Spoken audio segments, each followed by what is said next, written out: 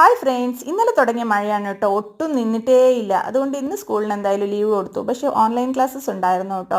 ഇന്നലെ മുതൽ എൻ്റെ വണ്ടിക്ക് എന്തോ പ്രശ്നം, ഭയങ്കര സൗണ്ടായിരുന്നു. അങ്ങനെ അതിനെ ഗ്യാരേജിൽ കയറ്റി. അന്നേരമാണ് അവർ പറയുന്നത് ഇന്ന് എന്തായാലും തരാൻ പറ്റില്ല, നാളത്തേക്കേ തരാൻ പറ്റുള്ളൂ എന്ന്. കൊച്ചിനെ ഞാൻ സ്കൂളിൽ വിട്ടിട്ടായിരുന്നു കേട്ടോ വന്നത്. ഓട്ടോയിൽ തിരിച്ചു വരുമ്പോൾ മീനും മേടിച്ചിട്ടാണ് കേട്ടോ ഞാൻ വീട്ടിലോട്ട് വന്നത്. കൊച്ചിനോട് എത്ര പറഞ്ഞിട്ടും കേൾക്കുന്നില്ലായിരുന്നു. ഇന്ന് നഴ്സറി പോകണ്ട, അത് എനിക്ക് തിരിച്ചു വരുമ്പോൾ കഷ്ടമാവുമെന്ന് പറഞ്ഞിട്ട് കൊച്ചൊട്ടും കേട്ടില്ല.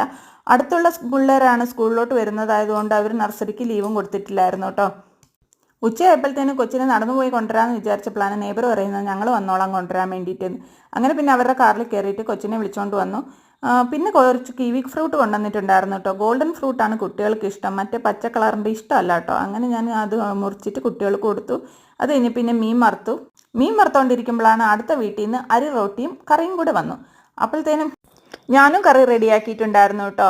ഉരുളക്കിഴങ്ങും പട്ടാണി ഇട്ട കറിയായിരുന്നു ഉണ്ടാക്കിയത്. കുക്കറിലുണ്ടാക്കിയതുകൊണ്ട് പെട്ടെന്ന് റെഡി ആയിട്ടുണ്ടായിരുന്നു.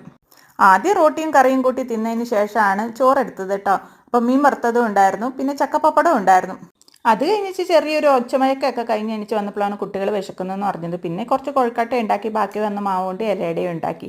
അപ്പോൾ ഇന്നത്തെ വിശേഷം ഇത്രയേ ഉള്ളൂ. നാളെ കാണാം. Bye friends.